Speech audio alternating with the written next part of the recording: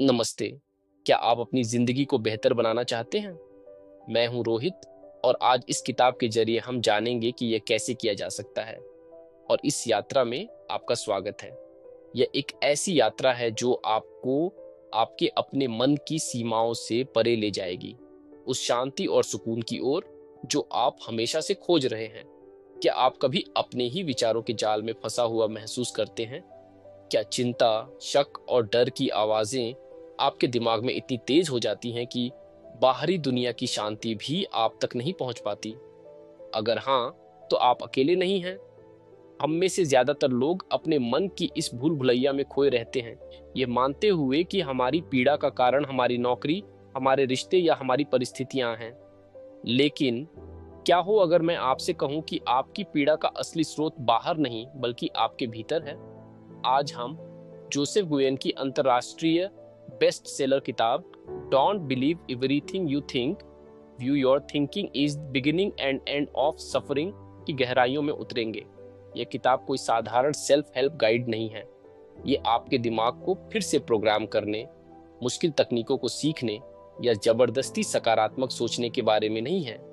ये चेतना के विस्तार के बारे में है, एक ऐसी समझ जो आपके जीवन को हमेशा के लिए बदल सकती है। इस किताब का केंद्रीय संदेश सरल लेकिन बहुत शक्तिशाली है। जीवन में दर्द मिलना तय है, लेकिन पीड़ा सहना वैकल्पिक है। गोएन हमें सिखाते हैं कि हमारी भावनाएं बाहरी घटनाओं से नहीं, बल्कि उन घटनाओं के बारे में हमारे सोचने के तरीके से पैदा होती है। इस ऑडियो बुक सारांश के अंत तक आप न केवल अपनी भावनात्मक पीड़ा के मूल कारण को समझ जाएंगे, बल्कि उस शांति, प्रेम और आनंद को पाने का रास्ता भी खोज लेंगे जो हमेशा से आपके भीतर मौजूद है। तो चलिए, अपने मन के शोर से परे अपने सच्चे स्वरूप की खोज के इस सफर पर निकलते हैं। अध्याय 1, पीड़ा के मूल कारण को खोजने की यात्रा, the journey to finding the root cause of suffering. Summary. यह अध्याय उस मौलिक प्रश्न से शुरू होता है जिससे हम सब जूझते हैं। हम पीड़ा क्यों सहते हैं? लेखक जोसेफ गुयेन हमें बौद्ध धर्म की एक शक्तिशाली कहानी से परिचित कराते हैं, दो तीरों की कहानी। कल्पना कीजिए कि जीवन आप पर एक तीर चलाता है। ये पहला तीर है दर्द, एक बाहरी घटना जैसे नौकरी छूटना, किसी रिश्ते का टूटना या कोई बीमारी। ये दर्द अनिवार्य है, इसे नियंत्रित नहीं किया जा सकता। लेकिन अक्सर हम तुरंत खुद पर एक दूसरा तीर चलाते हैं। यह दूसरा तीर हमारी प्रतिक्रिया है, हमारा सोचना, विश्लेषण करना, खुद को दोष देना और मेरे साथ ही ऐसा क्यों हुआ जैसे सवालों में उलझ जाना। यह दूसरा तीर पीड़ा है और यह पूरी तरह से वैकल्पिक है। गुयेन अपने व्यक्तिगत अनुभव को साझा करते हैं, बताते हैं कि कैसे उन्होंने सालों तक चिंता, क्रोध और उद्देश्यहीनता से बाहर निकलने के लिए हर संभव कोशिश की। थेरेपी, ध्यान, आध्यात्मिक रिट्रीट और अनगिनत सेल्फ हेल्प किताबें। लेकिन ये सभी तरीके केवल अस्थायी राहत दे पाए क्योंकि वे समस्या की सतह पर काम कर रहे थे, जड़ पर नहीं। उनकी जिंदगी में असली बदलाव तब आया जब उन्होंने महसूस किया कि पीड़ा बाहरी दुनिया से नहीं आती, यह हमारे अंदर से उत्पन्न होती है। इस अध्याय का सबसे बड़ा रहस्योद्घाटन यह है कि हम केवल वही महसूस करते हैं जो हम सोच रहे होते हैं। आपकी चिंता आपकी नौकरी के कारण नहीं है, बल्कि नौकरी के बारे में आपके विचारों के कारण है। आपका दुख किसी के चले जाने से नहीं, बल्कि उस जाने के बारे में आपकी कहानी से है। यह एहसास शुरू में थोड़ा असहज कर सकता है, क्योंकि इसका मतलब है कि हम अपनी पीड़ा के लिए खुद जिम्मेदार हैं। लेकिन यही एहसास हमें मुक्ति भी दिलाता है। अगर हमने अपनी सोच से पीड़ा पैदा की है, तो हम अपनी सोच को बदलकर इसे खत्म भी कर सकते हैं। यह अध्याय हमें बाहरी दुनिया को ठीक करने की कोशिश करने के बजाय अपने आंतरिक दुनिया की ओर देखने के लिए आमंत्रित करता है। की टेकअवेज। दर्द एक बाहरी घटना है, पहला तीर, जबकि पीड़ा उस घटना पर हमारी आंतरिक प्रतिक्रिया है, दूसरा तीर। पीड़ा वैकल्पिक है। यह एक ऐसी कहानी है जो हम खुद को सुनाते हैं और हम इस कहानी को मानना बंद कर सकते हैं। बाहरी परिस्थितियों या दूसरों को बदलने की कोशिश करने से स्थायी शांति कभी नहीं मिलती। हमारी भावनाएं सीधे घटनाओं से नहीं आती, बल्कि उन घटनाओं के बारे में हमारे विचारों और व्याख्याओं से उत्पन्न होती हैं। पीड़ा का मूल कारण हमारा सोचना है, न कि वे चीजें जिनके बारे में हम सोचते हैं। असली स्वतंत्रता तब शुरू होती है जब हम यह महसूस करते हैं कि हम अपनी भावनाओं के निर्माता हैं। शांति पाने के लिए हमें बाहर नहीं बल्कि अपने भीतर देखना होगा। डेली लाइफ इम्प्लीमेंटेशन: जब भी आप खुद को चिंतित, दुखी या क्रोधित महसूस करें तो एक पल के लिए रुकें और खुद से यह सवाल पूछें, क्या मैं अभी पहले तीर वास्तविक घटना का दर्द महसूस कर रहा हूं, या दूसरे तीर घटना के बारे में मेरी कहानी की पीड़ा? ये सरल सवाल आपको जागरूकता देगा और आपके विचारों और भावनाओं के बीच एक दूरी पैदा करेगा। अपनी कहानी को पहचानना सीखें। उदाहरण के लिए, अगर कोई दोस्त आपके साथ बनाई योजना रद्द कर देता है तो यह एक तटस्थ घटना है। लेकिन अगर आप यह कहानी बनाना शुरू कर देते हैं कि वह मेरी परवाह नहीं करता या मैं महत्वपूर्ण नहीं हूं, तो यह दूसरा तीर है जिसे आप खुद पर चला रहे हैं। इस कहानी को सिर्फ एक विचार के रूप में पहचानें, सच्चाई के रूप में नहीं। रियलिस्टिक एग्जाम्पल: कल्पना कीजिए कि प्रिया को उसके बॉस से कुछ आलोचनात्मक प्रतिक्रिया मिलती है। यह प्रतिक्रिया पहला तीर है। उसे थोड़ा बुरा लग सकता है, लेकिन फिर प्रिया का दिमाग घूमना शुरू हो जाता है। मैं एक असफल कर्मचारी हूं, मुझे नौकरी से निकाल दिया जाएगा, मैं किसी काम के लायक नहीं हूं। ये दूसरा तीर है जो वह खुद को मार रही है और पीड़ा पैदा कर रही है। इस अध्याय की सीख का उपयोग करके प्रिया इन विचारों को नोटिस कर सकती है, उन्हें केवल सोच के रूप में पहचान सकती है और उन पर विश्वास न करने का चुनाव कर सकती है। वह बॉस की प्रतिक्रिया पर काम कर सकती है, बिना इसे अपनी कीमत का प्रमाण बनाए। अध्याय 2: सभी पीड़ा का मूल कारण, the root cause of all suffering. Summary: ये अध्याय पहले अध्याय के विचार को और गहरा करता है और एक क्रांतिकारी अवधारणा प्रस्तुत करता है। हम वास्तविकता की दुनिया में नहीं बल्कि विचारों की दुनिया में जीते हैं। इसका मतलब है कि बाहरी दुनिया अपने आप में तटस्थ, न्यूट्रल है। इसमें कोई अंतर्निहित अर्थ या भावना नहीं होती। हमारा अनुभव पूरी तरह से हमारे विचारों, विश्वासों और व्याख्याओं द्वारा अंदर से बाहर की ओर बनाया जाता है। लेखक सिडनी बैंक्स के एक शक्तिशाली उद्धरण का उल्लेख करते हैं, विचार वास्तविकता नहीं है, फिर भी हमारे विचार के माध्यम से ही हमारी वास्तविकताएं बनती हैं। इस अवधारणा को समझाने के लिए गुयेन कई व्यावहारिक उदाहरण देते हैं। एक ही कॉफी शॉप में बैठे दो लोग पूरी तरह से अलग अलग अनुभव कर सकते हैं। एक व्यक्ति अपने भविष्य की चिंता में डूबा हो सकता है, जबकि दूसरा उसी माहौल में शांति से अपनी कॉफी का आनंद ले रहा हो सकता है। माहौल एक ही है, लेकिन उनके विचार उनकी वास्तविकता का निर्माण कर रहे हैं। इसी तरह पैसा या नौकरी जैसी चीजें अपने आप में तटस्थ हैं। उनका अर्थ हर व्यक्ति के लिए अलग होता है, जो उनके विचारों पर निर्भर करता है। किसी के लिए पैसा आजादी है तो किसी के लिए लालच। इस अध्याय का सबसे महत्वपूर्ण निष्कर्ष ये है कि समस्या ये नहीं है कि हम क्या सोच रहे हैं, नकारात्मक विचार, बल्कि समस्या यह है कि हम सोच रहे हैं। लेखक का तर्क है कि बहुत अधिक सोचना, चाहे वह सकारात्मक हो या नकारात्मक, हमें हमारी प्राकृतिक शांति और खुशी की स्थिति से दूर ले जाता है। यह हमारे मन में एक तरह का शोर पैदा करता है जो हमें वर्तमान क्षण में मौजूद रहने से रोकता है। जब हम सोचना बंद कर देते हैं तो हम अपने आप शांति, प्रेम और आनंद की स्थिति में लौट आते हैं, क्योंकि यही हमारी स्वाभाविक स्थिति है। पीड़ा तब पैदा होती है जब हम अपने विचारों के प्रवाह में बह जाते हैं और उन्हें वास्तविकता मान लेते हैं।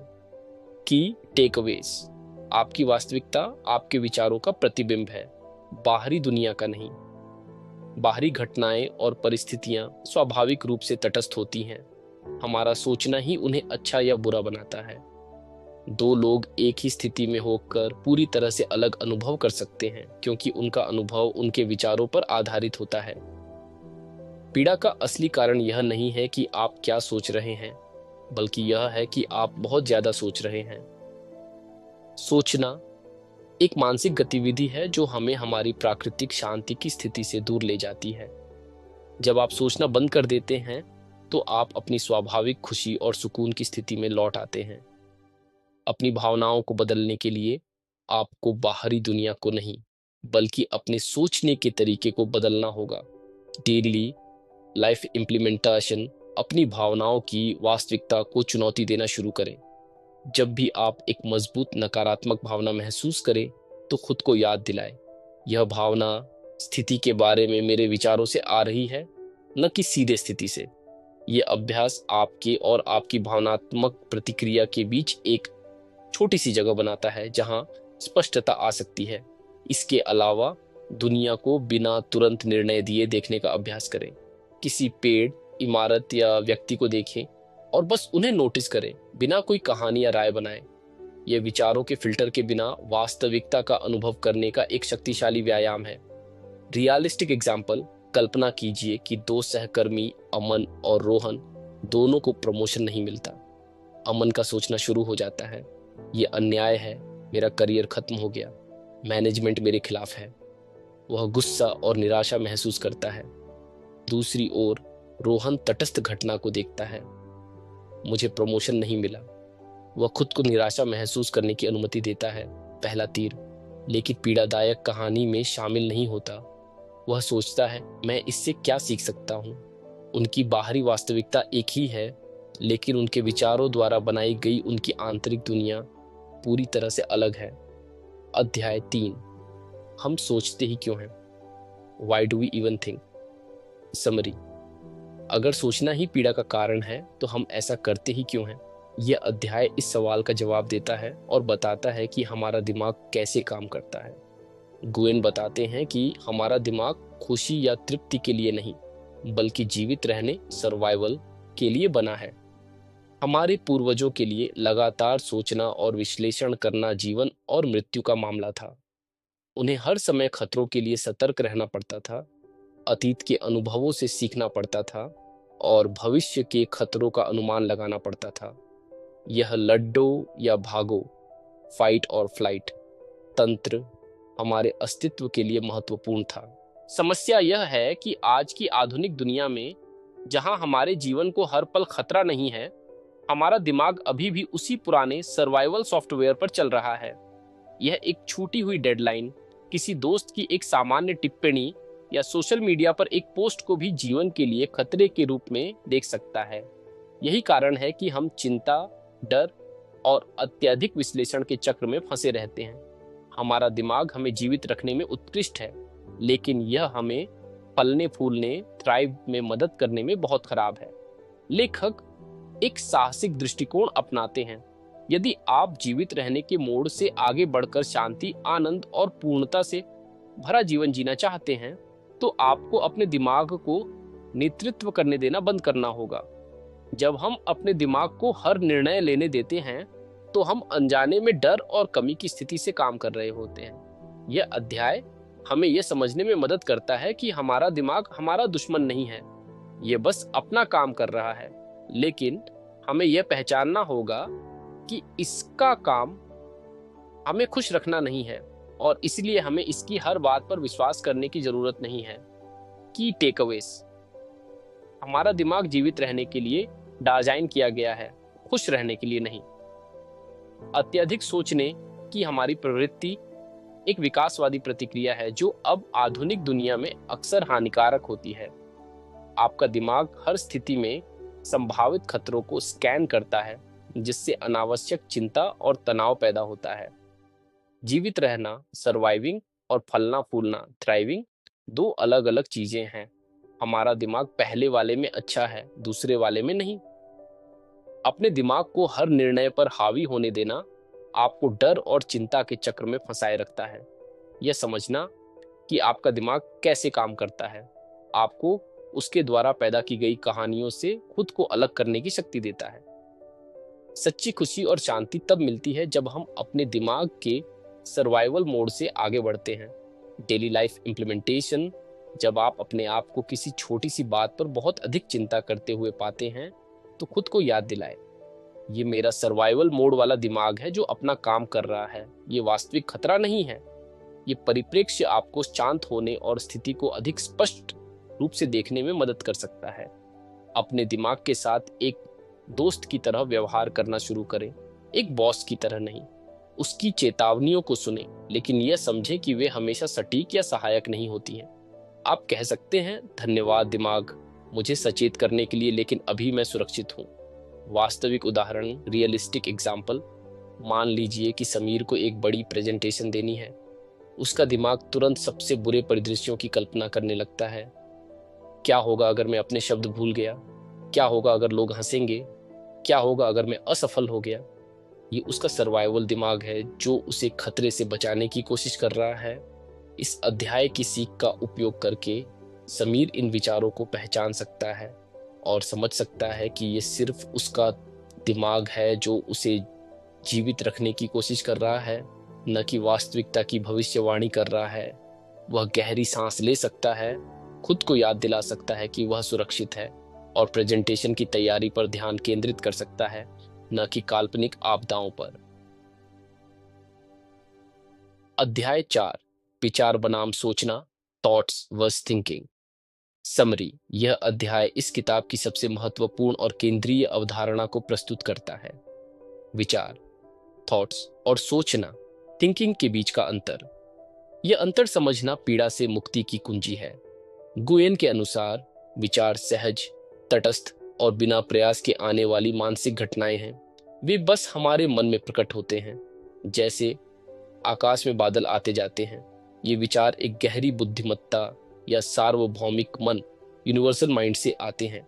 वे रचनात्मकता, प्रेरणा और अंतर्ज्ञान के स्रोत हैं। हमें काम करने, बनाने और अनुभव करने के लिए विचारों की आवश्यकता है। एक रचनात्मक आइडिया, एक अचानक आई याद या किसी संगीत की धुन, ये सब विचार हैं। दूसरी ओर, सोचना एक स्वैच्छिक क्रिया है। यह तब होता है जब हम किसी विचार को पकड़ लेते हैं और उसके साथ जुड़ जाते हैं, उसका विश्लेषण करते हैं, उस पर निर्णय लेते हैं, उसकी आलोचना करते हैं और उसके चारों ओर एक कहानी बुनते हैं। यह एक विनाशकारी प्रक्रिया है जो पीड़ा पैदा करती है। उदाहरण के लिए, मुझे एक किताब लिखनी चाहिए, ये एक विचार है। लेकिन क्या मैं काफी अच्छा हूं? क्या कोई इसे पढ़ेगा? मैं असफल हो जाऊंगा? यह सब सोचना है। लेखक का तर्क है कि विचार निर्माण करते हैं, सोचना नष्ट करता है। जब हम सोचते हैं तो हम अपने अहंकार, ईगो को सक्रिय करते हैं, जो हमें संदेह और भय के मानसिक द्वंद्व में फंसा देता है। यह अध्याय हमें सिखाता है कि हमें अपने विचारों से लड़ने या उन्हें नियंत्रित करने की आवश्यकता नहीं है। हमें बस उन्हें आने और जाने देना है, बिना उनसे उलझे। जब हम किसी विचार को बिना सोचे समझे बस देख सकते हैं, तो वह अपनी शक्ति खो देता है। शांति का मार्ग विचारों को खत्म करना नहीं है, बल्कि सोचने की आदत को छोड़ना है। की टेकअवेज, विचार और सोचना दो अलग अलग चीजें हैं। विचार सहज, तटस्थ और रचनात्मक होते हैं। वे बस आते और जाते हैं। सोचना एक जानबूझकर की जाने वाली क्रिया है जिसमें हम विचारों का विश्लेषण, निर्णय और आलोचना करते हैं। लगभग सभी मनोवैज्ञानिक पीड़ा सोचने से उत्पन्न होती है, विचारों से नहीं। विचार रचनात्मकता को जन्म देते हैं, जबकि सोचना चिंता और संदेह को जन्म देता है। आपको अपने विचारों को नियंत्रित, शांति सोचने की आदत को छोड़ने से मिलती है, न कि विचारों को दबाने से। डेली लाइफ इम्प्लीमेंटेशन, एक मानसिक पर्यवेक्षक, मेंटल ऑब्जर्वर बनने का अभ्यास करें। दिन के दौरान जब भी कोई नकारात्मक विचार आए तो उसे पकड़ने और उस पर कहानी बनाने के बजाय बस उसे नोटिस करें। कल्पना करें कि आप एक नदी के किनारे बैठे हैं और आपके विचार पत्तियों की तरह बह रहे हैं। आप किसी भी पत्ते को पकड़ने की कोशिश नहीं करते, बस उन्हें बहते हुए देखते हैं। यह अभ्यास आपको विचारों से अपनी पहचान को अलग करने में मदद करेगा। जब आप खुद को सोचते हुए पकड़ें, तो धीरे से अपना ध्यान अपनी सांसों पर या अपने आसपास की किसी चीज पर वापस लाएं। एग्जाम्पल, मीरा अपने दोस्त से किसी बात पर नाराज है। उसके मन में विचार आता है, उसने मेरे साथ ठीक नहीं किया। यह एक तटस्थ विचार है, लेकिन फिर मीरा सोचना शुरू कर देती है, वह हमेशा ऐसा ही करता है, वह मेरी बिल्कुल परवाह नहीं करता, शायद मुझे उससे दोस्ती ही तोड़ देनी चाहिए। यह सोचने की प्रक्रिया उसे और अधिक क्रोधित और दुखी कर देती है। इस अध्याय की सीख का उपयोग करके मेरा पहले विचार उसने मेरे साथ ठीक नहीं किया को देख सकती है और उसे बस एक विचार के रूप में स्वीकार कर सकती है, बिना उस पर एक पूरी कहानी बनाए। इससे उसे शांति से स्थिति को संभालने और अपने दोस्त से बात करने का मौका मिलता है, बजाय इसके कि वह गुस्से में प्रतिक्रिया दे। अध्याय 5। अगर हम केवल वही महसूस कर सकते हैं जो हम सोच रहे हैं, तो क्या हमें अच्छा महसूस करने के लिए सकारात्मक सोचने की जरूरत है? If we can only feel what we're thinking, don't we need to think positively to feel that way? Summary: यह अध्याय सेल्फ हेल्प की दुनिया में एक बहुत ही आम धारणा को चुनौती देता है। सकारात्मक सोच, पॉजिटिव थिंकिंग। कई लोग मानते हैं कि नकारात्मक भावनाओं से छुटकारा पाने के लिए हमें अपने दिमाग को सकारात्मक विचारों से भरना होगा, लेकिन जोसेफ गुएन इस विचार को पूरी तरह से खारिज कर देते हैं और इसे एक अंतिम छोर, डेड एंड, कहते हैं। उनका तर्क क्रांतिकारी है। हमें अच्छा महसूस करने के लिए कुछ भी सोचने की जरूरत नहीं है, चाहे वह सकारात्मक हो या नकारात्मक। ऐसा इसलिए है क्योंकि हमारी प्राकृतिक अवस्था, नेचुरल स्टेट, ही शांति, प्रेम और आनंद की है। जब हम पैदा होते हैं तो हम तनाव, चिंता या आत्मसंदेह के साथ नहीं आते। एक बच्चे की तरह हमारी डिफॉल्ट सेटिंग खुशी है। सोचना, चाहे वह किसी भी प्रकार का हो, हमें इस प्राकृतिक अवस्था से दूर ले जाता है। गुएन बताते हैं कि नकारात्मक भावनाएं केवल तभी उत्पन्न होती हैं जब हम सोच रहे होते हैं। वे हमें एक सरल प्रयोग करने के लिए कहते हैं। अपने जीवन के सबसे सुखद क्षण को याद करें। जब आप उस पल में पूरी तरह से डूबे हुए थे, तो क्या आप कुछ सोच रहे थे? संभावना है कि आपका दिमाग शांत था और आप बस उस अनुभव में मौजूद थे। ये साबित करता है कि खुशी सोचने से नहीं आती, बल्कि सोचने की अनुपस्थिति में प्रकट होती है। सकारात्मक सोच का पीछा करना थकाऊ है, क्योंकि यह इस गलत धारणा पर आधारित है कि हमें अपनी खुशी बनानी है या उसे अर्जित करना है। गुएन के अनुसार खुशी पहले से ही हमारे भीतर है, बस हमारे विचारों की परतों के नीचे दबी हुई है। जितना अधिक हम सोचते हैं, उतना ही हम उस प्राकृतिक अवस्था से कट जाते हैं। इसलिए समाधान अधिक सोचने में नहीं, बल्कि कम सोचने में है। की टेकअवेज: अच्छा महसूस करने के लिए आपको सकारात्मक सोचने की जरूरत नहीं है। शांति, प्रेम और आनंद आपकी प्राकृतिक अवस्था है। ये कुछ ऐसा नहीं है जिसे आपको बनाना या खोजना है। सोचना, चाहे सकारात्मक हो या नकारात्मक, आपको आपकी प्राकृतिक खुशी की स्थिति से दूर ले जाता है। नकारात्मक भावनाएं केवल तभी महसूस होती हैं जब हम सक्रिय रूप से सोच रहे होते हैं। जीवन के सबसे सुखद क्षणों में हमारा दिमाग आमतौर पर शांत होता है और हम वर्तमान में डूबे होते हैं। सकारात्मक सोच का पीछा करना एक अंतहीन और थकाऊ प्रयास है। असली कुंजी अपने दिमाग के प्राकृतिक प्रवाह में हस्तक्षेप करना बंद करना है। डेली लाइफ इम्प्लीमेंटेशन: अच्छा महसूस करने के लिए खुद पर दबाव डालना बंद करें। जब आप उदास महसूस कर रहे हो, तो सकारात्मक सोचने के लिए खुद को मजबूर करने के बजाय बस अपने दिमाग को शांत होने का मौका दें। ध्यान करें, टहलने जाएं, संगीत सुने या कुछ ऐसा करें जिसमें आपका मन स्वाभाविक रूप से शांत हो जाए। लक्ष्य विचारों को बदलना नहीं है, बल्कि सोचने की गतिविधि को ही कम करना है। जब आपका दिमाग शांत होगा, तो सकारात्मक भावनाएं स्वाभाविक रूप से सामने आएगी। रियलिस्टिक एग्जाम्पल: नेहा का दिन खराब गया और वह बहुत उदास महसूस कर रही है। उसकी दोस्त उसे सकारात्मक सोचने की सलाह देती है। नेहा कोशिश करती है, मैं खुश हूं, सब ठीक है, जैसे वाक्य दोहराने की, लेकिन उसे और भी बुरा लगता है क्योंकि यह झूठ लगता है। इस अध्याय की सीख का उपयोग करके नेहा एक अलग दृष्टिकोण अपना सकती है। वह सकारात्मक सोचने की कोशिश करने के बजाय बस अपने पसंदीदा शांत संगीत को लगाती है और अपनी आंखें बंद करके लेट जाती है। वह अपने विचारों को आने और जाने देती है, बिना उनसे उलझे। धीरे धीरे उसका दिमाग शांत हो जाता है और बिना किसी प्रयास के उसे थोड़ी शांति और सुकून महसूस होने लगता है। अध्याय 6: मानव अनुभव कैसे बनता है। 3 सिद्धांत: how the human experience is created, the 3 principles. Summary: यह अध्याय जोसेफ गुएन के दर्शन की आध्यात्मिक नींव रखता है। यह बताता है कि हमारे जीवन का पूरा अनुभव 3 मौलिक सिद्धांतों के आपसी मेल से कैसे बनता है। इन सिद्धांतों को समझना हमें यह देखने में मदद करता है कि पीड़ा कैसे उत्पन्न होती है और हम इससे कैसे मुक्त हो सकते हैं। एक सार्वभौमिक मन, यूनिवर्सल माइंड, ये ब्रह्मांड में हर चीज के पीछे की निराकार बुद्धि और जीवन शक्ति है। यह वह ऊर्जा है जो पेड़ों को उगना सिखाती है, हमारे शरीर को ठीक करती है और ग्रहों को उनकी कक्षा में रखती है।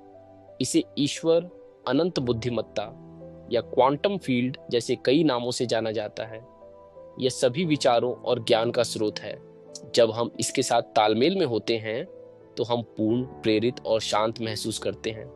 हमारा व्यक्तिगत सोचना हमें इस सार्वभौमिक मन से अलग होने का भ्रम पैदा करता है, जिससे पीड़ा होती है।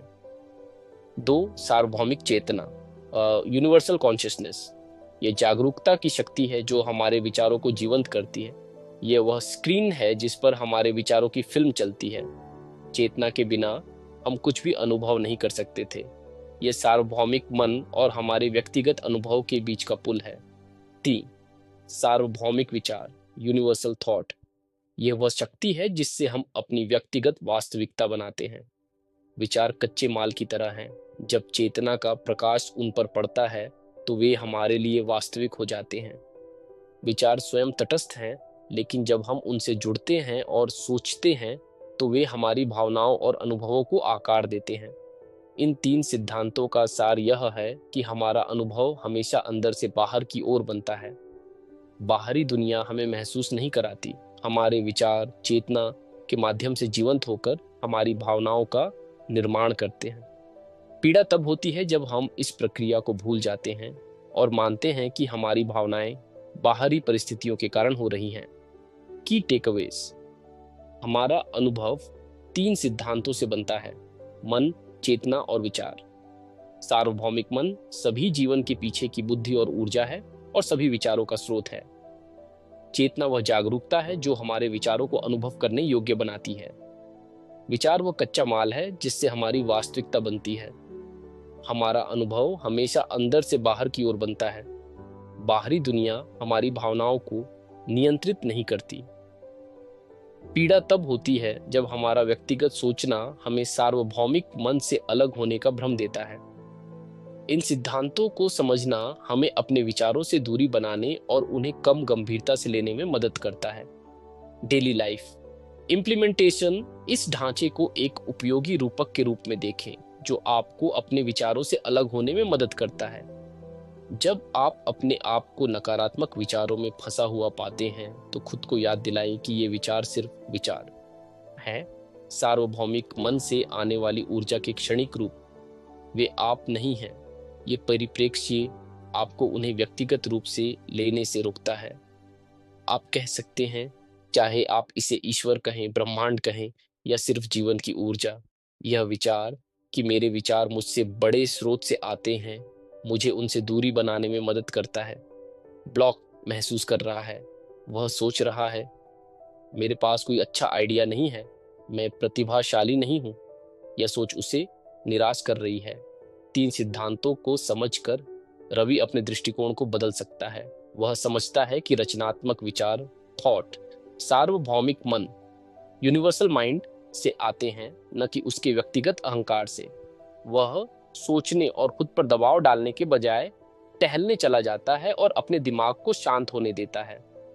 जब वह शांत होता है तो अचानक उसे एक नया आइडिया आता है।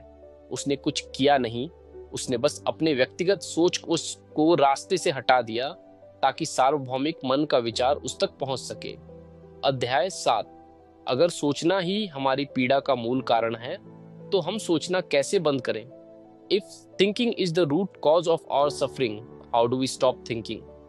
Summary, यह अध्याय किताब के सबसे व्यावहारिक प्रश्न का उत्तर देता है। अगर सोचना ही समस्या है तो हम इसे कैसे रोकें? गुएन एक सरल लेकिन गहरा उत्तर देते हैं।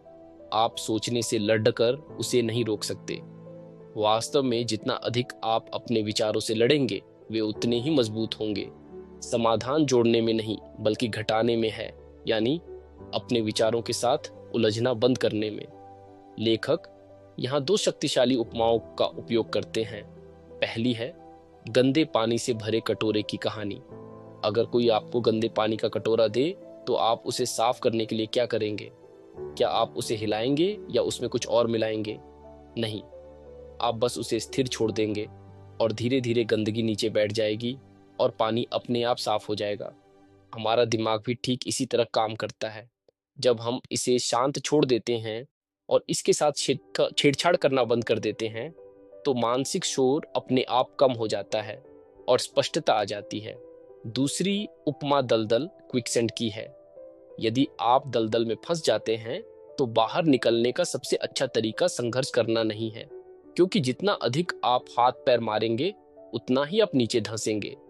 बचने का तरीका है शांत रहना और खुद को फैलने देना। इसी तरह नकारात्मक विचारों के खिलाफ संघर्ष करना हमें उनमें और अधिक फंसाता है। उन्हें बस रहने देना और उनसे उलझना बंद कर देना ही हमें मुक्त करता है। इसका मतलब यह नहीं है कि आप कभी नहीं सोचेंगे। सोचना स्वाभाविक है। लक्ष्य यह है कि हम सोचने और न सोचने की अवस्थाओं के बीच आते जाते रहें और धीरे धीरे न सोचने की अवस्था में अधिक समय बिताएं। जब हम अपने विचारों को बिना निर्णय के आने और जाने देते हैं तो हम अपनी प्राकृतिक शांति की स्थिति में लौट आते हैं, जो हमेशा बादलों के पीछे सूरज की तरह मौजूद रहती है। की टेकअवेज: आप सोचने से लड़कर या उसे दबाकर नहीं रोक सकते। अपने विचारों से लड़ने से वे और भी शक्तिशाली हो जाते हैं। समाधान: अपने दिमाग को शांत होने और व्यवस्थित होने का अवसर देना है। नकारात्मक विचारों से बाहर निकलने का सबसे अच्छा तरीका है उनसे उलझना बंद कर देना। हमेशा शांत रहना लक्ष्य नहीं है, बल्कि यह जानना है कि शांति हमेशा उपलब्ध है जब हम सोचना बंद कर देते हैं। अपने दिमाग पर भरोसा करें कि वह स्वाभाविक रूप से स्पष्टता और शांति की ओर लौट आएगा अगर आप उसे मौका दें। कम हस्तक्षेप से अधिक शांति मिलती है। डेली लाइफ इम्प्लीमेंटेशन: जब आप अपने दिमाग में विचारों का तूफान महसूस करें तो उसे रोकने की कोशिश करने के बजाय बस उसे नोटिस करें। गहरी सांस लें और कहें, ठीक है, मेरा दिमाग अभी बहुत सक्रिय है। फिर अपना ध्यान किसी शारीरिक संवेदना पर केंद्रित करें, जैसे आपके पैरों का जमीन को छूना या आपकी सांस का अंदर बाहर होना। ये आपके विचारों से आपकी ऊर्जा को हटाता है और आपके दिमाग को शांत होने का मौका देता है। याद रखें, आपको कुछ करना नहीं है, आपको बस न करना है, यानी सोचना बंद करना है। वास्तविक उदाहरण, रियलिस्टिक एग्जाम्पल: रात में बिस्तर पर लेटे हुए कविता का दिमाग भविष्य की चिंताओं से दौड़ रहा है। वह सोने की जितनी कोशिश करती है उसका दिमाग उतना ही तेज चलता है। वह सोचने से लड़ने लगती है, मुझे सोना है, मुझे इन बातों के बारे में नहीं सोचना चाहिए। इससे स्थिति और खराब हो जाती है। इस अध्याय की सीख का उपयोग करके कविता एक अलग तरीका अपनाती है। वह लड़ना बंद कर देती है। वह बस अपनी आंखें बंद करके अपनी सांसों पर ध्यान केंद्रित करती है। वह विचारों को आने और जाने देती है जैसे वे बादल हों। वह उनमें उलझती नहीं है। धीरे धीरे बिना किसी संघर्ष के उसका दिमाग शांत हो जाता है और वह सो जाती है। अध्याय 8: हम बिना सोचे समझे दुनिया में कैसे कामयाब हो सकते हैं। How we can possibly thrive in the world without thinking. Summary: एक आम डर यह है कि अगर हम सोचना बंद कर देंगे तो हम आलसी, अनुत्पादक और जीवन में असफल हो जाएंगे। ये अध्याय इस डर को संबोधित करता है और बताता है कि इसका ठीक उल्टा सच है। गुयेन का तर्क है कि हमारी सबसे अच्छी प्रदर्शन, रचनात्मकता और सफलता के क्षण तब आते हैं जब हम सोच नहीं रहे होते, बल्कि एक फ्लो या मग्नता की स्थिति में होते हैं। फ्लो वह मानसिक स्थिति है जब आप किसी गतिविधि में इतने गहरे डूब जाते हैं कि समय का एहसास खो जाता है, आपका अहंकार गायब हो जाता है और आप बिना किसी प्रयास के काम कर रहे होते हैं। खिलाड़ी इसे इन द जोन कहते हैं। लेखक, कलाकार, संगीतकार और यहाँ तक कि प्रोग्रामर भी इस स्थिति का अनुभव करते हैं। इन क्षणों में आप विश्लेषण या आत्म आलोचना नहीं कर रहे होते, आप बस कर रहे होते हैं। आपका प्रदर्शन सहज और स्वाभाविक होता है। गुयेन जापानी अवधारणा मुशिन का भी उल्लेख करते हैं, जिसका अर्थ है मन बिना मन के। यह एक ऐसी स्थिति है जहां मन अव्यवस्था, भय या अहंकार से मुक्त होता है। जिससे व्यक्ति बिना किसी हिचकिचाहट के अपनी उच्चतम क्षमता पर प्रदर्शन कर सकता है। अत्यधिक सोचना वास्तव में हमारी सफलता में बाधा डालता है। यह हमें आत्मसंदेह में डालता है, हमें जोखिम लेने से रोकता है और हमारी रचनात्मकता को अवरुद्ध करता है। जब हम सोचना बंद कर देते हैं तो हम अपने अंतर्ज्ञान, इंट्यूशन और गहरी बुद्धिमत्ता के लिए जगह बनाते हैं, जो हमें सही दिशा में मार्गदर्शन करती है। इसलिए फलने फूलने, थ्राइविंग के लिए कम सोचना जरूरी है, ज्यादा नहीं। हमारा दिमाग स्वाभाविक रूप से सफलता के लिए डिजाइन किया गया है, हमें बस इसके रास्ते से हटना है। की टेकअवेज: न सोचना आपको आलसी नहीं बनाता, बल्कि यह आपकी उच्चतम प्रदर्शन क्षमता को खोलता है। हमारे जीवन के सर्वश्रेष्ठ क्षण फ्लो की स्थिति में आते हैं जब हम सोच नहीं रहे होते हैं।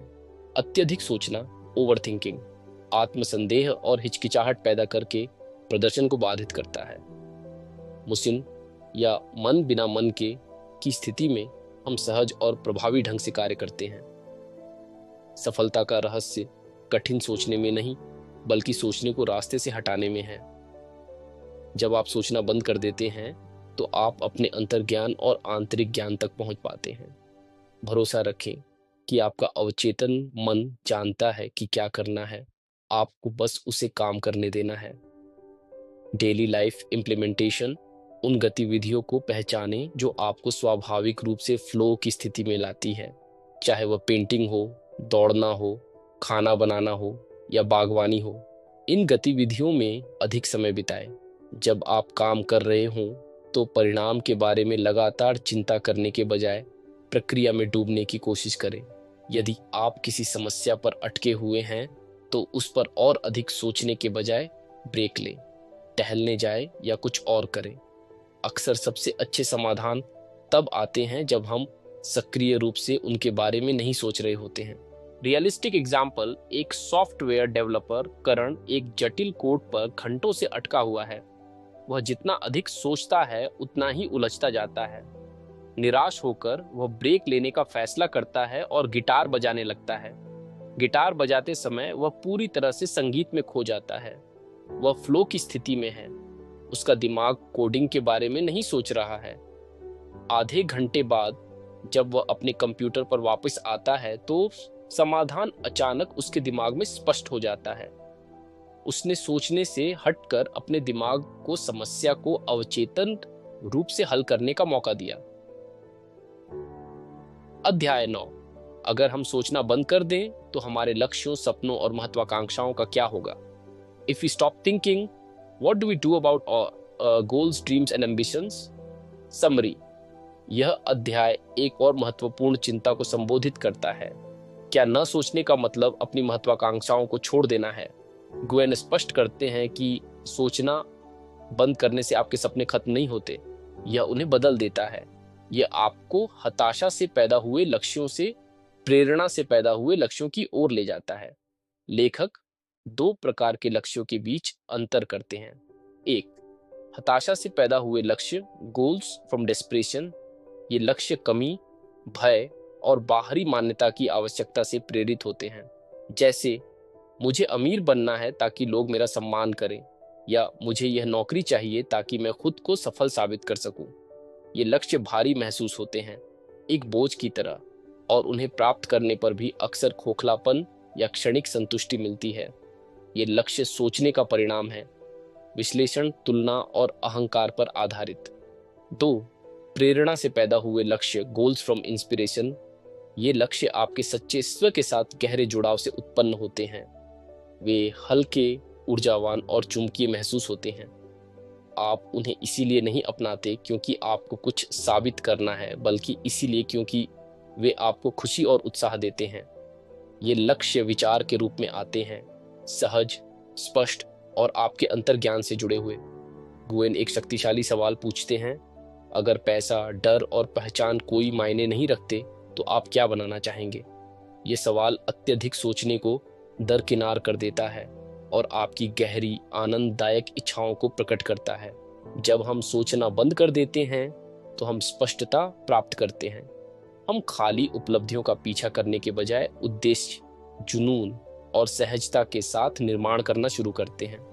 ये अध्याय हमें सिखाता है कि लक्ष्य का स्रोत उतना ही महत्वपूर्ण है जितना कि लक्ष्य स्वयं। की टेकअवेज।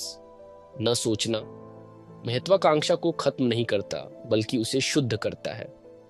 लक्ष्य दो प्रकार के होते हैं, हताशा से पैदा हुए और प्रेरणा से पैदा हुए। हताशा के लक्ष्य भय और कमी से आते हैं और भारी महसूस होते हैं।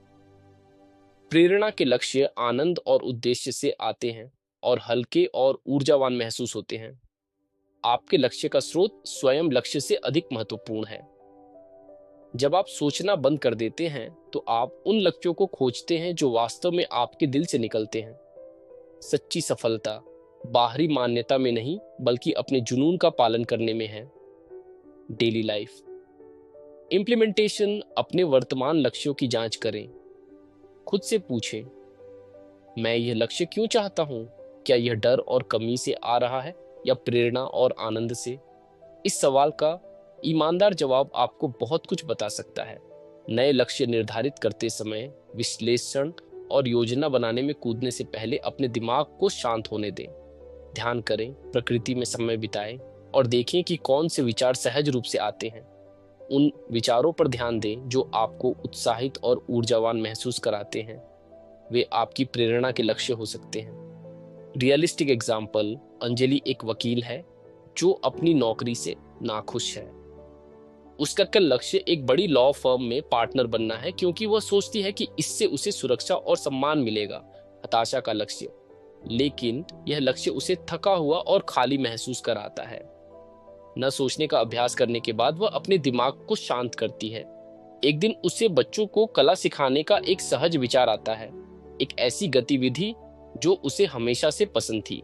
यह विचार उसे उत्साहित और जीवंत महसूस कराता है। प्रेरणा का लक्ष्य, वह धीरे धीरे इस दिशा में छोटे कदम उठाना शुरू करती है और पहली बार उसे अपने काम में सच्चा उद्देश्य और खुशी महसूस होती है। अध्याय 10, बिना शर्त प्यार और सृजन, unconditional love and creation. Summary. यह अध्याय प्रेम और रचनात्मकता के गहरे संबंध की पड़ताल करता है। गुएन का तर्क है कि सच्चा सृजन, क्रिएशन और बिना शर्त प्यार, अनकंडीशनल लव एक ही स्रोत से आते हैं, न सोचने की स्थिति से। लेखक सशर्त कंडीशनल और बिना शर्त अनकंडीशनल प्रेम के बीच अंतर बताते हैं।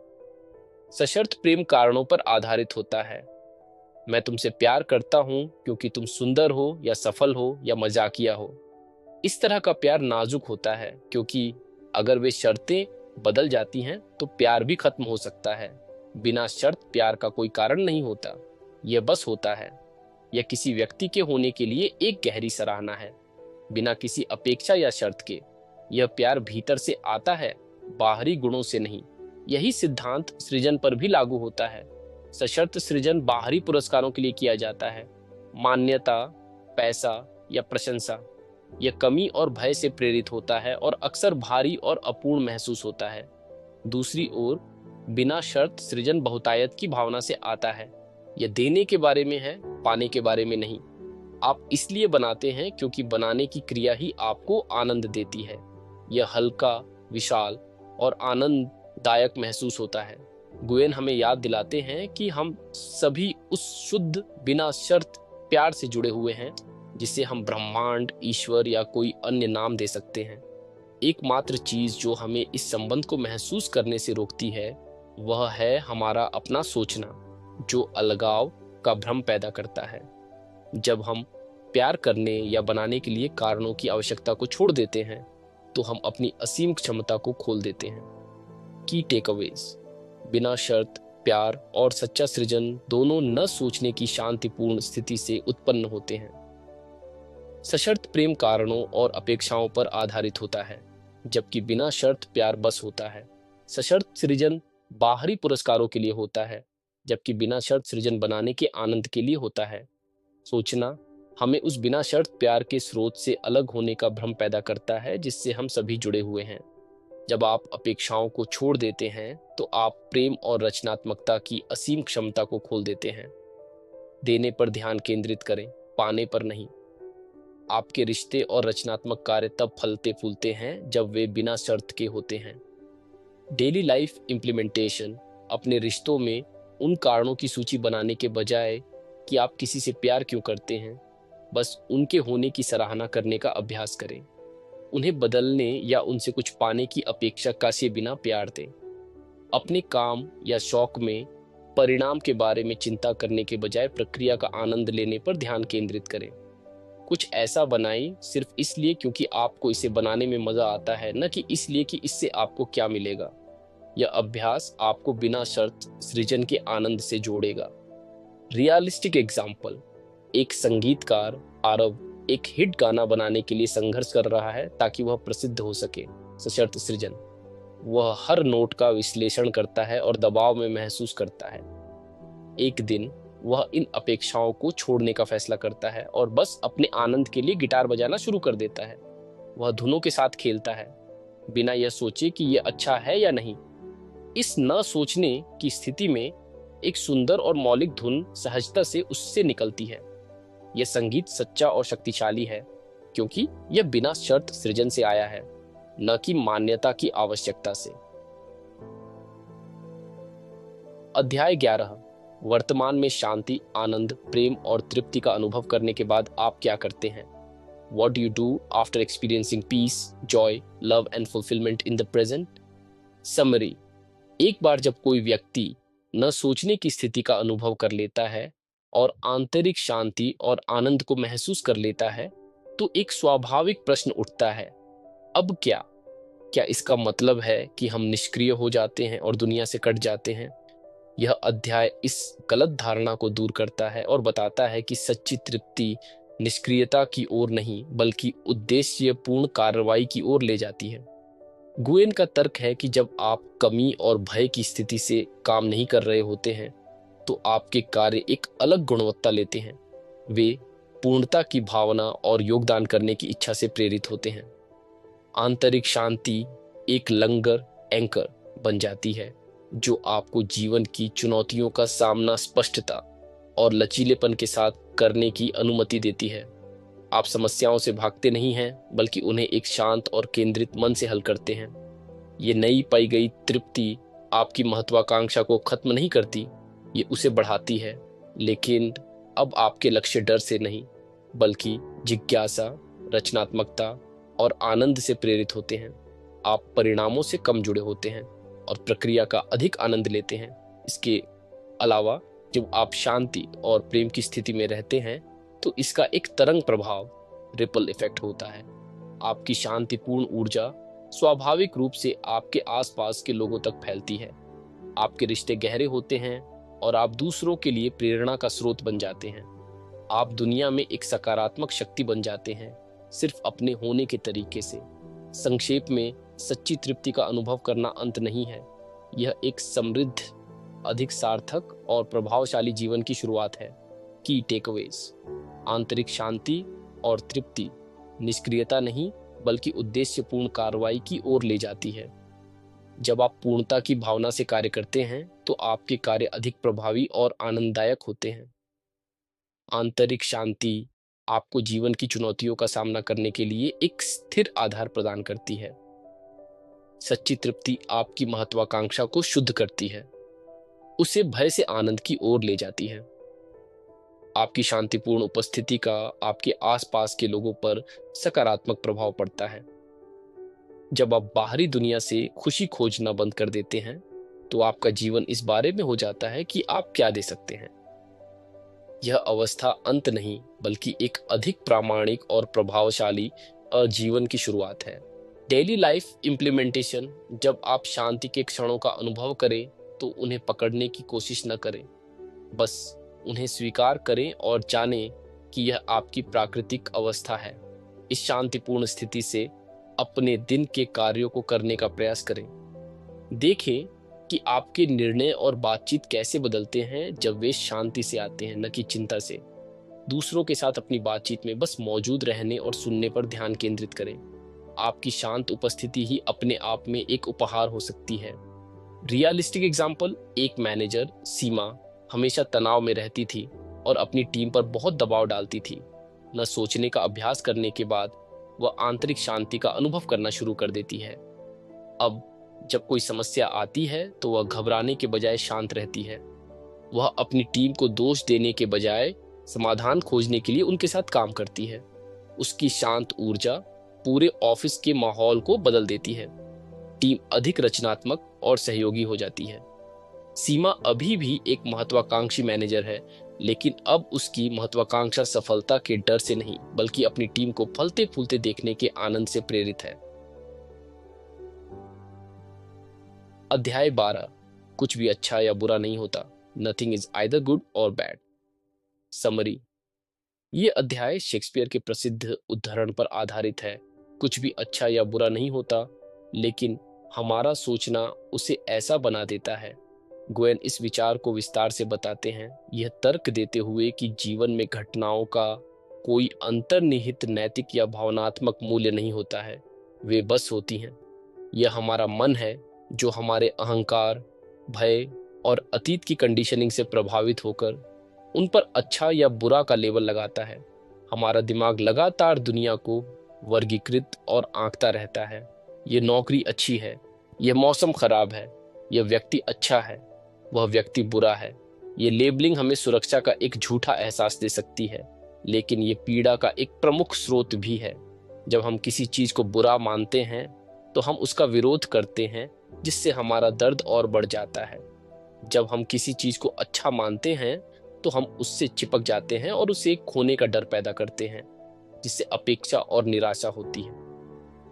लेखक हमें इन लेबलों को छोड़ने और जीवन को जैसा है वैसा ही अनुभव करने के लिए प्रोत्साहित करते हैं, बिना निर्णय के। जब हम घटनाओं को तटस्थ रूप से देखना सीखते हैं तो हम भावनात्मक उथल पुथल से मुक्त हो जाते हैं। हम परिस्थितियों पर प्रतिक्रिया करने के बजाय उन्हें समझदारी से जवाब दे सकते हैं। यह अवधारणा हमें एक गहरी स्वीकृति और लचीलेपन की स्थिति में ले जाती है।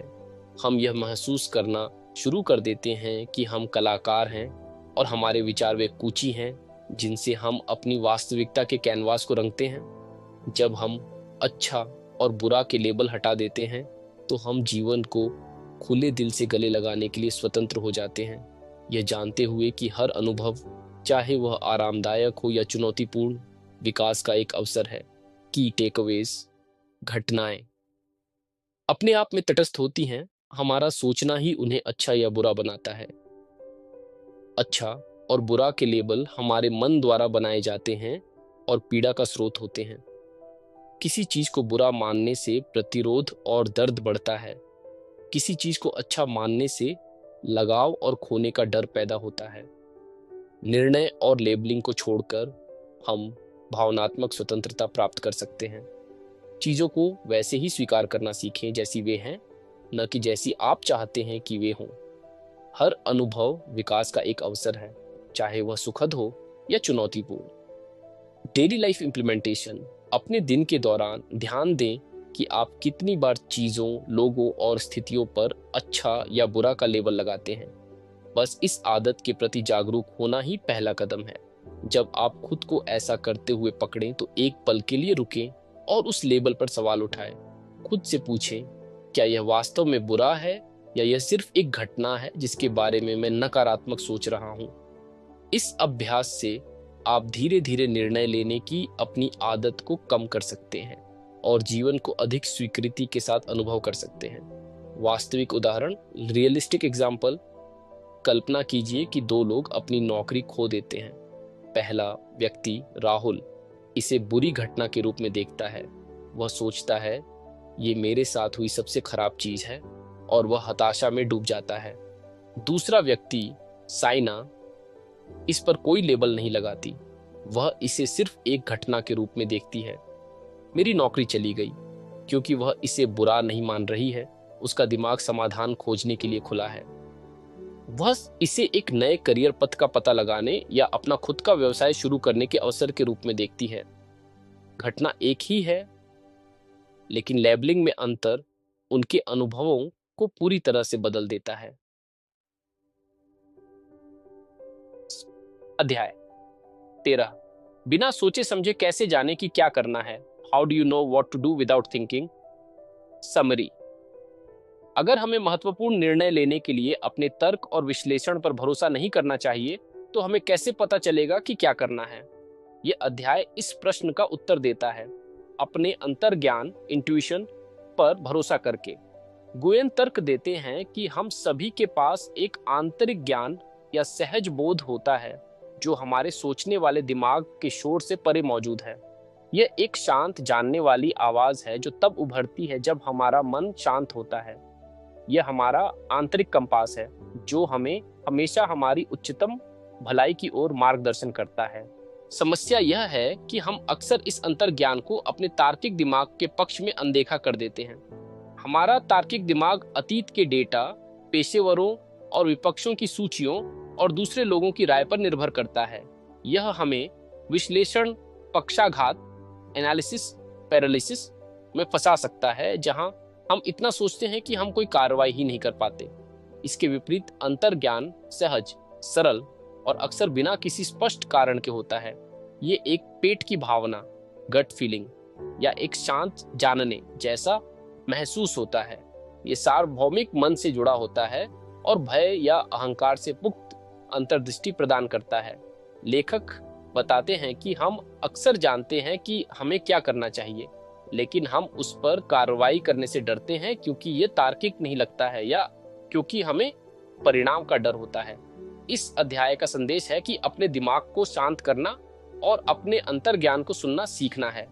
जब हम ऐसा करते हैं तो हम पाते हैं कि जीवन सहजता से बहता है और सही निर्णय स्वाभाविक रूप से आते हैं। हमें हर चीज का पता लगाने की जरूरत नहीं है, हमें बस अपने भीतर के मार्गदर्शन पर भरोसा करने की जरूरत है। की टेकअवेज: निर्णय लेने के लिए अत्यधिक सोचने के बजाय अपने अंतर्ज्ञान पर भरोसा करें। अंतर्ज्ञान एक शांत आंतरिक ज्ञान है जो तब प्रकट होता है जब मन शांत होता है। तार्किक सोच अक्सर हमें विश्लेषण पक्षाघात में फंसा देती है। अंतर्ज्ञान सहज और सरल होता है, जबकि अत्यधिक सोचना जटिल और भारी होता है। हम अक्सर जानते हैं कि सही काम क्या है, लेकिन डर हमें उस पर कार्रवाई करने से रोकता है। अपने अंतर्ज्ञान को सुनना सीखने के लिए अपने दिमाग को शांत करने का अभ्यास करें। जब आप अपने अंतर्ज्ञान का पालन करते हैं तो जीवन अधिक सहज और आनंददायक हो जाता है। डेली लाइफ इम्प्लीमेंटेशन: जब भी आपको कोई निर्णय लेना हो, चाहे वह बड़ा हो या छोटा, तो तुरंत पेशेवरों और विपक्षों की सूची बनाने के बजाय पहले अपने दिमाग को शांत करने के लिए कुछ समय निकालें। ध्यान करें, टहलें या बस चुपचाप बैठें। फिर सवाल को अपने मन में रखें और देखें कि क्या महसूस होता है। क्या कोई विकल्प हल्का और विशाल महसूस होता है? क्या कोई दूसरा भारी और संकुचित महसूस होता है? ये आपकी शारीरिक अनुभूति अक्सर आपके अंतर्ज्ञान का संकेत होती है। छोटे छोटे तरीकों से अपने अंतर्ज्ञान पर भरोसा करना शुरू करें और देखें कि क्या होता है। रियलिस्टिक एग्जाम्पल: आलिया को 2 नौकरी के प्रस्ताव मिले हैं। एक प्रस्ताव एक बड़ी कंपनी से है जिसमें अधिक वेतन है लेकिन कुछ ठीक नहीं लग रहा है। दूसरा प्रस्ताव एक छोटे स्टार्टअप से है जिसमें कम वेतन है, लेकिन जब वह इसके बारे में सोचती है तो उसे उत्साह और शांति महसूस होती है। उसका तार्किक दिमाग उसे बड़ी कंपनी चुनने के लिए कह रहा है, लेकिन उसका अंतर्ज्ञान उसे स्टार्टअप की ओर खींच रहा है।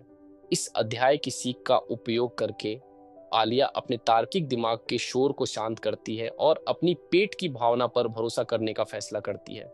वह स्टार्टअप को चुनती है और पाती है कि काम अविश्वसनीय रूप से पूरा करने वाला है और संस्कृति उसके लिए एकदम सही है। अध्याय 14: अपने अंतर्ज्ञान का पालन कैसे करें। How to follow your intuition. Summary: यह जानना कि अंतर्ज्ञान क्या है एक बात है, लेकिन वास्तव में उस पर भरोसा करना और उसका पालन करना एक पूरी तरह से अलग चुनौती है। यह अध्याय अंतर्ज्ञान का पालन करने के लिए व्यावहारिक मार्गदर्शन प्रदान करता है, खासकर जब यह तर्क के विपरीत लगता है या अनिश्चितता की ओर ले जाता है। गुयेन बताते हैं कि अंतर्ज्ञान सूक्ष्म होता है। यह एक धक्का या एक फुसफुसाहट की तरह होता है, चीख की तरह नहीं। इसकी स्पष्टता अचूक होती है, लेकिन हमारा सोचने वाला दिमाग अक्सर संदेह और क्या होगा अगर जैसे सवालों के साथ इसे हाईजैक कर लेता है। अंतर्ज्ञान हमेशा वर्तमान क्षण में काम करता है। यह हल्का और सहज महसूस होता है, जबकि अत्यधिक सोचना भारी और श्रम साध्य लगता है। अंतर्ज्ञान का पालन करना एक मांसपेशी बनाने जैसा है। जितना अधिक आप इसका उपयोग करते हैं, ये उतना ही मजबूत होता है।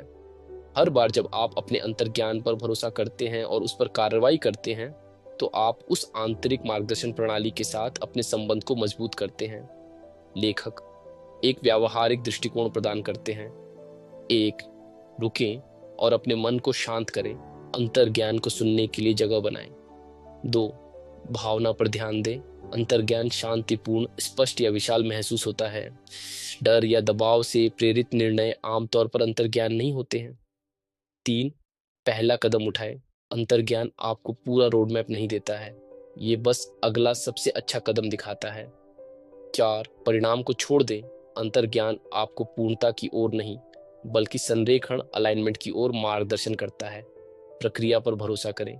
इस अध्याय का सार यह है कि आपका अंतर्ज्ञान आपका अंतिम जीपीएस है।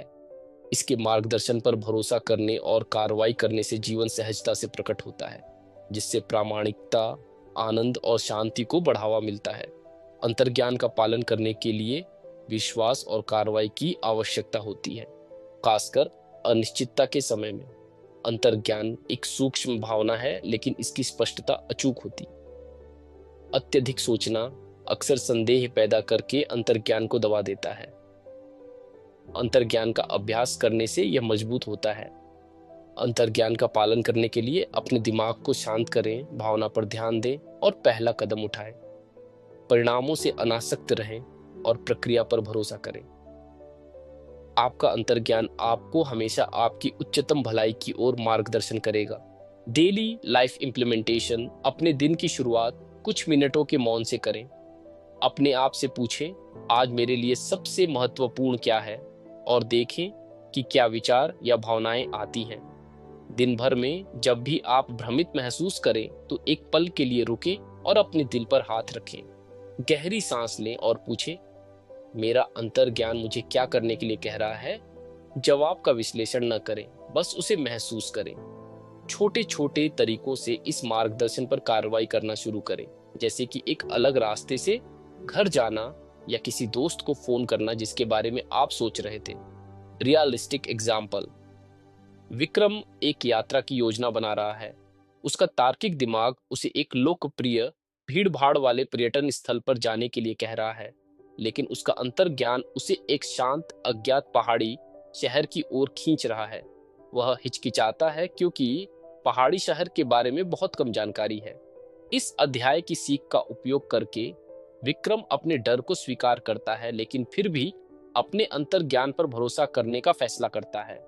वह पहाड़ी शहर की यात्रा करता है और पाता है कि यह उसके लिए एकदम सही जगह है, जो उसे गहरी शांति और प्रेरणा प्रदान करती है। एक ऐसा अनुभव जो उसे लोकप्रिय पर्यटन स्थल पर कभी नहीं मिलता। अध्याय 15, चमत्कारों के लिए जगह बनाना, creating space for miracles. Summary. यह अध्याय चमत्कार की अवधारणा को एक नए दृष्टिकोण से देखता है। गुयेन के लिए चमत्कार कोई अलौकिक घटना नहीं है, बल्कि एक प्राकृतिक घटना है जो तब होती है जब हम अपने सोचने वाले दिमाग के रास्ते से हट जाते हैं।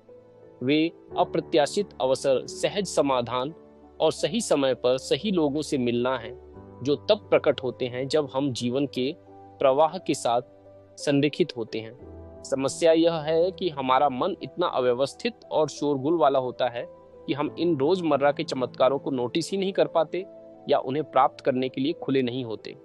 हमारा डर, संदेह और नियंत्रण करने की आवश्यकता इन चमत्कारों के प्रवाह को अवरुद्ध कर देती है। लेखक चमत्कारों के लिए जगह बनाने के लिए 2 प्रमुख प्रथाओं का सुझाव देते हैं। 1, अपने मन को अव्यवस्था से मुक्त करें, डिक्लटर योर माइंड। जब आप अनावश्यक विचारों, चिंताओं और विश्लेषण को छोड़ देते हैं, तो आप अपने आप को सार्वभौमिक मन से जोड़ते हैं, जो सभी रचनात्मकता और अवसरों का स्रोत है। एक शांत मन एक चुंबक की तरह होता है, जो समाधान और अवसरों को आकर्षित करता है। 2, नियंत्रण छोड़ दें, लेट गो ऑफ कंट्रोल। जब हम परिणामों के प्रति जुनूनी होते हैं और चीजों को एक निश्चित तरीके से होने के लिए मजबूर करने की कोशिश करते हैं, तो हम अनगिनत अन्य संभावनाओं के लिए दरवाजा बंद कर देते हैं। चमत्कारों को प्रकट होने के लिए जगह की आवश्यकता होती है, और यह जगह तब बनती है जब हम प्रक्रिया पर भरोसा करते हैं और ब्रह्मांड को अपना काम करने देते हैं। इस अध्याय का संदेश सरल है। चमत्कार नियम है, अपवाद नहीं। हमारा काम केवल उन बाधाओं को दूर करना है जो हमें उन्हें देखने और प्राप्त करने से रोकती हैं। जब हम अपने मन को साफ करते हैं और प्रवाह पर भरोसा करते हैं, तो हम जीवन के जादू को अपने चारों ओर प्रकट होते हुए देखना शुरू करते हैं। की टेकअवेज: चमत्कार स्वाभाविक हैं और तब होते हैं जब हम अपने सोचने वाले दिमाग के रास्ते से हट जाते हैं। एक अव्यवस्थित और शोरगुल वाला मन चमत्कारों को अवरुद्ध करता है। मानसिक अव्यवस्था को दूर करने से आप अवसरों और समाधानों के लिए खुल जाते हैं। परिणामों को नियंत्रित करने की कोशिश करना संभावनाओं को सीमित करता है। प्रक्रिया पर भरोसा करें और जीवन को स्वाभाविक रूप से प्रकट होने दें। एक शांत मन चमत्कारों के लिए एक चुंबक है। चमत्कार हर जगह है, हमें बस उन्हें देखने के लिए अपनी आंखें खोलनी हैं। दैनिक जीवन में उपयोग, डेली लाइफ इम्प्लीमेंटेशन। कैसे के बारे में चिंता करना छोड़ दें। जब आपके पास कोई लक्ष्य या इच्छा हो, तो उसे प्राप्त करने के हर कदम की योजना बनाने के बजाय अपनी इच्छा को ब्रह्मांड में छोड़ दें और विश्वास रखें कि रास्ता प्रकट होगा। समर्पण का अभ्यास करें। दिन के अंत में अपनी चिंताओं और समस्याओं को एक उच्च शक्ति को सौंप दें। कल्पना करें कि आप उन्हें अपने कंधों से उतार रहे हैं। यह अभ्यास नियंत्रण छोड़ने और चमत्कारों के लिए जगह बनाने में मदद करता है। रियलिस्टिक एग्जाम्पल: एक उद्यमी सोनिया अपने नए व्यवसाय के लिए धन जुटाने के लिए संघर्ष कर रही है। वह हर निवेशक को नियंत्रित करने और हर बैठक की योजना बनाने की कोशिश कर रही है, लेकिन कुछ भी काम नहीं कर रहा है। थकी हुई और निराश, वह नियंत्रण छोड़ने का फैसला करती है। वह ध्यान करना शुरू करती है और बस इस विश्वास पर ध्यान केंद्रित करती है कि सही अवसर आएगा। एक दिन एक पुरानी दोस्त से अप्रत्याशित रूप से मुलाकात होती है। बातचीत के दौरान सोनिया अपने व्यवसाय का उल्लेख करती है और उसकी दोस्त उसे एक निवेशक से मिलवाती है जो उसके प्रोजेक्ट के लिए एकदम सही है। ये एक चमत्कार की तरह लगता है, लेकिन यह केवल तभी संभव हुआ जब सोनिया ने मजबूर करना बंद कर दिया और प्रवाह के लिए जगह बनाई। अध्याय 16: जब आप ना सोचने की स्थिति में जीना शुरू करते हैं तो क्या होता है? संभावित बाधाएं। What happens when you begin living in non-thinking potential obstacles? Summary: न सोचने की स्थिति में जीना मुक्तिदायक है, लेकिन यह रास्ता बिना बाधाओं के नहीं है। यह अध्याय उन संभावित बाधाओं और चुनौतियों पर प्रकाश डालता है जिनका सामना आपको इस यात्रा पर करना पड़ सकता है, और उनसे कैसे निपटना है इस पर मार्गदर्शन प्रदान करता है। सबसे बड़ी बाधा आपका अपना अहंकार, ईगो है। अहंकार को सोचने, विश्लेषण करने और नियंत्रण में रहने की आदत है। जब आप शांत और शांतिपूर्ण महसूस करना शुरू करते हैं, तो अहंकार असहज महसूस कर सकता है। ये संदेह और डर के विचारों से आपको वापस खींचने की कोशिश करेगा, जैसे ये बहुत आसान है, यह काम नहीं कर सकता, या अगर मैं चिंता करना बंद कर दूंगा तो कुछ बुरा हो जाएगा। ये सोचना कि चिंता करना हमें सुरक्षित रखता है, एक शक्तिशाली भ्रम है। दूसरी बाधा पुरानी आदतों में वापस फिसलना है। वर्षों के अत्यधिक सोचने के बाद यह हमारी डिफॉल्ट सेटिंग बन गई है। तनावपूर्ण या चुनौतीपूर्ण स्थितियों में पुरानी मानसिक आदतों में वापस आना आसान है। तीसरी बाधा बाहरी दुनिया से आ सकती है। जब आप बदलना शुरू करते हैं, तो आपके आसपास के लोग इसे समझ नहीं सकते हैं। वे आपके नए शांत व्यवहार पर सवाल उठा सकते हैं या आपको अजीब समझ सकते हैं। बाहरी मान्यता की तलाश आपको अपने रास्ते से भटका सकती है। इस अध्याय का मार्गदर्शन सरल है: जागरूकता और दृढ़ता। इन बाधाओं को असफलता के संकेत के रूप में न देखें, बल्कि प्रक्रिया के एक सामान्य हिस्से के रूप में देखें। जब आप खुद को पुरानी आदतों में वापस पाते हैं, तो खुद को दोष न दें, बस इसे नोटिस करें और धीरे से खुद को वर्तमान क्षण में वापस लाएं। की टेकअवेज: न सोचने की यात्रा में बाधाओं का सामना करना सामान्य है। आपका अहंकार शांति का विरोध करेगा और आपको वापस सोचने में खींचने की कोशिश करेगा। पुरानी मानसिक आदतों में वापस फिसलना प्रक्रिया का एक हिस्सा है। महत्वपूर्ण बात यह है कि आप वापस लौट आएं। बाहरी दुनिया आपके नए दृष्टिकोण को समझ नहीं सकती है। अपनी सच्चाई पर टिके रहें। जागरूकता महत्वपूर्ण है। बस ये नोटिस करें कि आप कब सोच रहे हैं बिना निर्णय के। आत्मकरुणा का अभ्यास करें। इस यात्रा में पूर्णता नहीं बल्कि प्रगति लक्ष्य है। हर बाधा स्वतंत्रता की ओर एक और कदम है। Daily life implementation. जब आपका मन संदेह से भर जाए, क्या मैं ये सही कर रहा हूं, तो उन विचारों को बस नोटिस करें। उन्हें अपने अहंकार की अंतिम कोशिश के रूप में पहचानें जो आपको नियंत्रण में रखना चाहता है। उन पर विश्वास न करें। एक वापसी योजना बनाएं। जब आप तनावग्रस्त महसूस करते हैं और पुरानी आदतों में वापस आ जाते हैं, तो कुछ सरल गतिविधियां करें जो आपको वापस शांति में लाती हैं, जैसे गहरी सांस लेना, 5 मिनट का ध्यान या प्रकृति में चलना। दूसरों से मान्यता की अपेक्षा न करें। समझें कि यह आपकी व्यक्तिगत यात्रा है। रियलिस्टिक एग्जाम्पल, अमित ने न सोचने का अभ्यास करना शुरू कर दिया है और अधिक शांति महसूस कर रहा है। एक दिन काम पर एक बड़ी परियोजना गलत हो जाती है। तुरंत उसका पुराना पैटर्न हावी हो जाता है। वह चिंता करने लगता है, खुद को दोष देता है और सबसे बुरे परिदृश्यों की कल्पना करता है। पहले वह निराश महसूस करता है कि वह असफल हो गया, लेकिन फिर उसे इस अध्याय की याद आती है। वह खुद को दोष देने के बजाय बस नोटिस करता है, ओह, मैं फिर से सोच रहा हूँ। वह अपनी मेज से उठता है, कुछ मिनटों के लिए बाहर टहलता है और अपनी सांसों पर ध्यान केंद्रित करता है। जब वह वापस आता है तो उसका दिमाग शांत होता है और वह समस्या को अधिक स्पष्ट रूप से देख सकता है। Now what? समरी। यह अंतिम अध्याय इस यात्रा को समाप्त नहीं करता, बल्कि एक नए जीवन की शुरुआत का प्रतीक है। इस किताब को पढ़ना और इसके सिद्धांतों को समझना अंत नहीं है, यह एक सतत अभ्यास की शुरुआत है। अब क्या का उत्तर है अभ्यास जारी रखें। गुएन इस बात पर जोर देते हैं कि जीवन आपको चुनौतियां देता रहेगा और आपका दिमाग आपको अत्यधिक सोचने में वापस खींचने की कोशिश करता रहेगा। लेकिन अब आपके पास उपकरण और समझ है कि आप इन क्षणों को कृपा और लचीलेपन के साथ नेविगेट कर सकते हैं। कुंजी कुछ नया जोड़ने में नहीं है, बल्कि लगातार घटाने में है, यानी सोचने की आदत को छोड़ने में। आगे बढ़ने के लिए 3 प्रमुख बातें हैं। 1, प्रक्रिया पर भरोसा करें। Trust the process. न सोचने की स्थिति कोई मंजिल नहीं है जिसे आप एक बार पहुंचकर हमेशा के लिए वहीं रहते हैं।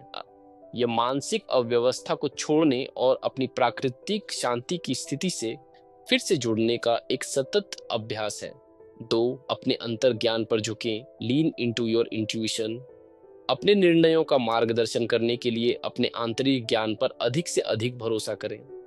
उस शांत विशाल भावना पर भरोसा करें जो आपको सही दिशा में ले जाती है। 3, जीवन के प्रवाह को गले लगाएं। Embrace the flow of life. जीवन गतिशील है। नियंत्रण से चिपके रहने के बजाय इसके उतार चढ़ाव को स्वीकार करें। यह जीवन को हल्का और अधिक आनंददायक बनाता है। इस अध्याय का अंतिम सत्य यह है कि शांति, प्रेम और आनंद बाहरी खोज नहीं है, बल्कि आपकी डिफॉल्ट स्थिति है, जो तब प्रकट होती है जब आप सोचना बंद कर देते हैं और वर्तमान क्षण में आत्मसमर्पण कर देते हैं। यह ज्ञान एक शुरुआत है जहां हर पल आपको अराजकता, भय और व्याकुलता के बजाय शांति, अंतर्ज्ञान और उपस्थिति को चुनने का एक नया अवसर प्रदान करता है। की टेकअवेज। यह ज्ञान अंत नहीं बल्कि एक नए जीवन की शुरुआत है। न सोचने का अभ्यास एक आजीवन यात्रा है, कोई मंजिल नहीं। जीवन की चुनौतियों का सामना करने के लिए अपने नए ज्ञान का उपयोग करें। समाधान हमेशा कुछ घटाने, सोच को हटाने में होता है, कुछ जोड़ने में नहीं। प्रक्रिया पर भरोसा करें, अपने अंतर्ज्ञान को सुनें और जीवन के प्रवाह को स्वीकार करें। शांति आपकी प्राकृतिक अवस्था है जो हमेशा आपके लिए उपलब्ध है। हर पल शांति और उपस्थिति को चुनने का एक नया अवसर है। Daily life implementation. इस सारांश को बार बार सुनें, खासकर जब आप खुद को संघर्ष करते हुए पाते हैं। इन सिद्धांतों को अपनी सुबह की दिनचर्या का हिस्सा बनाएं। कुछ मिनटों के लिए चुपचाप बैठें और सोचने के बजाय बस ये होने का इरादा सेट करें। अपनी सफलताओं का जश्न मनाएं, चाहे वे कितनी भी छोटी क्यों ना हो। हर बार जब आप चिंता के बजाय शांति चुनते हैं तो यह एक जीत है। धैर्य रखें और खुद के प्रति दयालु बने। यह एक अभ्यास है, पूर्णता नहीं। रियलिस्टिक एग्जाम्पल, 1 साल बाद प्रिया, जिसे पहले अपने बॉस की प्रतिक्रिया से पीड़ा होती थी, अब एक अलग व्यक्ति है। वह अभी भी चुनौतियों का सामना करती है, लेकिन अब वह उन्हें अलग तरह से संभालती है। जब तनाव बढ़ता है तो वह जानती है कि यह उसके सोचने का संकेत है। वह रुकती है, सांस लेती है और अपने दिमाग को शांत होने देती है। वह अब अपनी कीमत को अपनी उपलब्धियों से नहीं जोड़ती। उसने सीखा है कि उसकी शांति और खुशी भीतर से आती है। उसकी यात्रा खत्म नहीं हुई है, लेकिन अब वह जानती है कि घर का रास्ता हमेशा उसके भीतर ही है। निष्कर्ष, शांति और आनंद का मार्ग तो हमारी यात्रा यहाँ समाप्त होती है, लेकिन आपकी असली यात्रा अब शुरू होती है। जोसेफ गोयन की don't believe everything you think हमें एक गहरा और मुक्तिदायक सत्य याद दिलाती है। हमारी पीड़ा का स्रोत दुनिया नहीं, बल्कि दुनिया के बारे में हमारी सोच है। हमने सीखा है कि दर्द और पीड़ा में अंतर है, कि हम वास्तविकता में नहीं बल्कि विचारों की दुनिया में जीते हैं। हमने विचार और सोचने के बीच के महत्वपूर्ण अंतर को समझा है और यह जाना है कि हमारी प्राकृतिक अवस्था शांति, प्रेम और आनंद की है, जो हमारे सोचने के शोर के नीचे दबी हुई है। यह किताब हमें कोई जटिल तकनीक नहीं सिखाती, यह हमें कुछ नया करने के लिए नहीं कहती। इसके बजाय यह हमें कुछ न करने के लिए आमंत्रित करती है, अत्यधिक सोचने की आदत को छोड़ने के लिए। यह हमें अपने अंतर्ज्ञान पर भरोसा करने, जीवन के प्रवाह को स्वीकार करने और यह महसूस करने के लिए प्रोत्साहित करती है कि हम जो कुछ भी खोज रहे हैं वह पहले से ही हमारे भीतर है। यह रास्ता सरल है, लेकिन हमेशा आसान नहीं होता। आपका मन पुरानी आदतों में वापस जाने की कोशिश करेगा, लेकिन अब आपके पास जागरूकता का शक्तिशाली उपकरण है। अब आप जानते हैं कि आपकी शांति आपसे केवल एक विचार की दूरी पर है। तो इस ज्ञान को अपने साथ ले जाएं, इसका अभ्यास करें, खुद के प्रति दयालु बने और सबसे महत्वपूर्ण बात याद रखें, आप जो कुछ भी सोचते हैं उस पर विश्वास न करें। तो यह थी don't believe everything you think की ऑडियो बुक समरी। उम्मीद है आपको इससे कुछ नया सीखने को मिला होगा। मैं हूं रोहित, आपसे फिर मिलूंगा अगली किताब के साथ।